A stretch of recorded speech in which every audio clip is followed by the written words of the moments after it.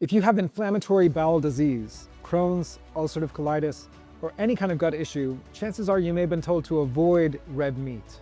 Now, the evidence for that recommendation is much, much weaker than you might think. And the evidence for an animal-based approach or an animal foods-based approach to healing the gut is much stronger than a lot of people think. Let's get into it.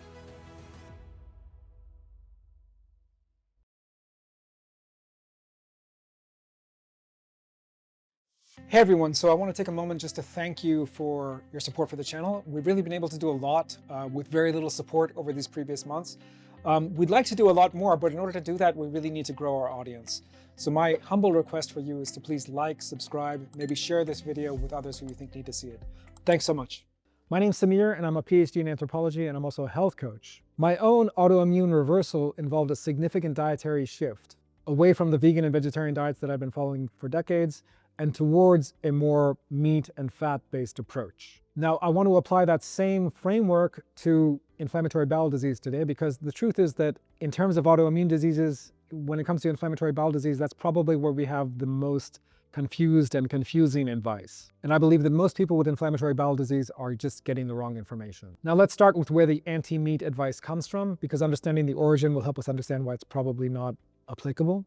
The studies, if you look at the origin of these recommendations, these anti-meat recommendations, what you will find is that almost all of them have their basis in epidemiological research. Epidemiology means we're looking at big populations and we're looking at small correlations.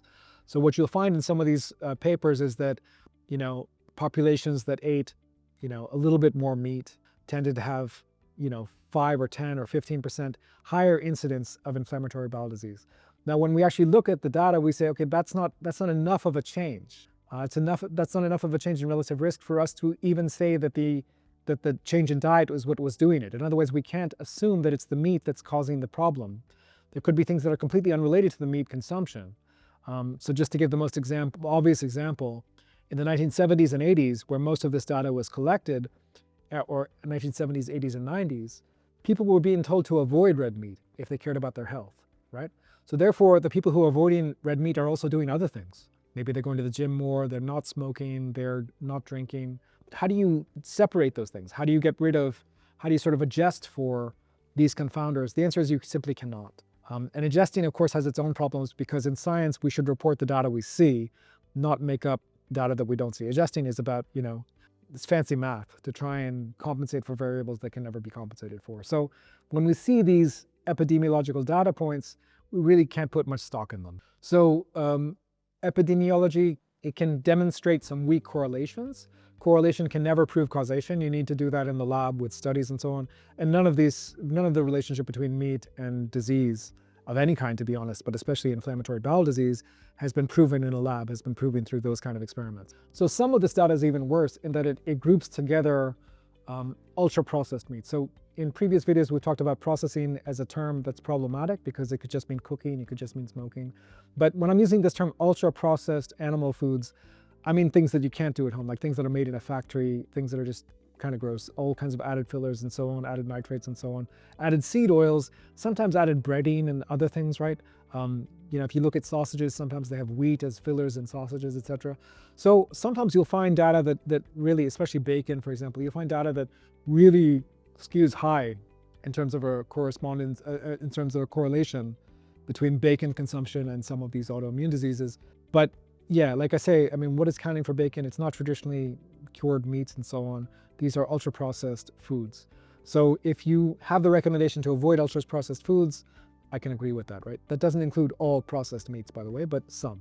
When you separate the processed meats from the unprocessed meats in those correlational studies, you find that the relationship goes away. There is no increased risk of meat consumption in many of these studies. Because the researchers conflate all meat with ultra-processed meat, that's maybe one of the things that's increasing that number, right? And when you take out the ultra-processed meat, which I would consider super ultra-processed, meats, when you take those out, the relationship goes away. And that may be one reason that we see this in the statistics, even though it's not, like I said, it's not a significant number, it's not a significant enough of an RR, relative risk, for us to say that it's the meat that's likely being the cause. Even if the RR was high, you could never posit causality. But the fact is it's not even high enough to even think about it, to even begin to test the hypothesis that it might be because of the meat. So we talked about the problem with this, with the data sets that currently exist. What's the case? Like, why, if someone comes to me and asks me, okay, I have Crohn's, I have ulcerative colitis, why should I be eating more meat? What could I say in response to that? The first thing is really about protein. When we have these gut conditions, especially if we're in the middle of a flare-up, the fact is that we're just absorbing far less protein from our food than we should be. So the gut lining itself, our intestinal tract itself, is made up of proteins, right? And so certain proteins, their glycine is a big one, collagen, collagen, and other sort of amino acids are super essential to rebuilding the gut in the case of a damaged gut. Animal proteins are complete in that they have all of the amino acids, they have them in high dose and in highly bioavailable forms. Plant proteins are not as bioavailable, and you're gonna have to eat more of them to hit your protein needs. What I mean is you're gonna have to eat more plants in order to hit that, whatever it is, 30 grams of protein that we want at a given meal, right? So when you're eating more plants, you're putting more stress on your digestive tract overall, or you're eating more food overall in order to meet that goal. And of course, some people who are in the middle of a flare-up find that they lose their appetite. They can't eat much at all. So whatever you're eating, we want you to be eating super high quality foods. That means animal foods. So the second issue we're going to talk about here is fermentation, right? So what happens when you eat, if you look at herbivores as a whole class of, they're not species, but almost any species of herbivore I can think of. So maybe let's leave insects aside. They have a different digestive system, but say mammalian herbivores like cows or sheep or camels or whatever you want to pick, they have a digestive system which is designed to ferment. In other words, the bodies know they can't really get much nutrition from the plants, but they can get nutrition from the bacteria that are fermenting the plants in their own digestive system, right? And you have different kinds of fermenters. I don't want to get into all the different digestive tracts, but in every single case, you're producing a lot of waste, a lot of gas, a lot of other things. And because you have a very specialized stomach for doing that. Now, humans do not have that specialized stomach. So we're going to produce the gas and the waste, and it's going to be extremely uncomfortable. It's going to cause bloating. It's going to cause all kinds of issues, right? So, and it's also just more work, like I said, because when you're eating plants, you're going to have to eat more quantity, just more work for the digestive system overall. And if we're having any kind of a flare-up, if we're dealing with Crohn's, ulcerative colitis, any kind of condition like this, we just want to put the minimum amount of stress possible on the gut.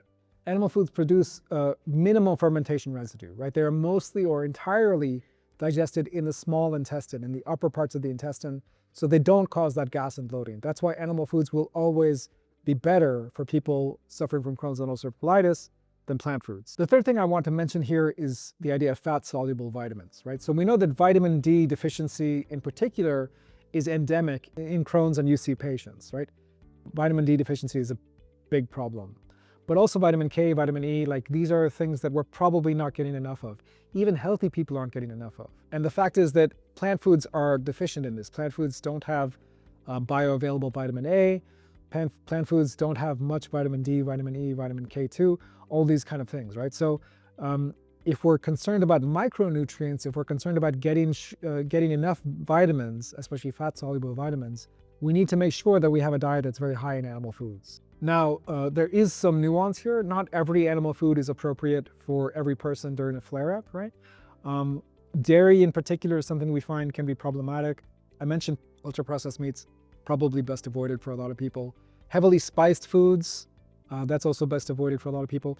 Egg whites, I have a number of clients who are quite sensitive to egg whites. We find that they do okay with the yolks, but the egg white has a protein which is not easily digestible for a lot of people. So everyone's low FODMAP, everyone's low fiber, zero fiber, everyone's carnivore, keto diet, or whatever it's going to be a little bit different.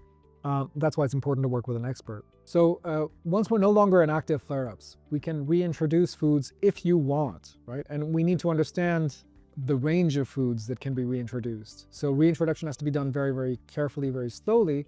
And again, only if you want. A lot of people say, look, I'm happy eating the way I'm eating. I don't want to risk it. That's also fine. But we can reintroduce foods, especially, again, with a lot of Crohn's and IBD patients, being underweight is an issue. And so I don't necessarily want to keep people on a purely ketogenic diet in the long term, because it's going to be very difficult to gain weight. It's not impossible, but it's very difficult to gain weight on a super high fat, super low carb diet. So in such cases, I do like to introduce things like white rice, for example, or some other kind of easily digestible carbohydrate So, we're going to experiment and find the diet that's going to work for you. It's not about carnivore as an ideology. It's about understanding the human body and finding a way to eat which is consistent both with the human body, with your disease state, and with your lifestyle. So at the end of the day, the advice to avoid red meat and processed meat and so on, I mean, this was based on data that had no ability to inform about causation, right? It was epidemiological data. It was hugely problematic. And what we find in some other data sets, especially to do with ketogenic diets, is we find that diets that are ketogenic in nature, meaning they have a high fat, moderate protein, very low carb diet, they can reverse all kinds of autoimmune diseases. So there's been some data on multiple sclerosis, some data on Crohn's and IBD, although it's kind of limited, some data on other autoimmune diseases as well. So again, from a scientific point of view, we would say that actually that's probably the diet that has the most evidence behind it in terms of actual disease reversal. And my own approach, which is a more ancestral ketogenic approach than others, right? Or than a sort of standard ketogenic approach. I mean, we have really great success stories of people who were in the hospital almost every week or at least every month before they came to me. And, some people they've never been to the hospital since. And it's been a year or 2 years, or in some cases, I have an active client. He hasn't been to the hospital since he joined the program 10 weeks ago. And he was in the hospital, several times leading up to that. So we have success story after success story of using this approach. If you're interested in finding out more, the link to book a call is down below. Thanks so much, and I will see you in the next one.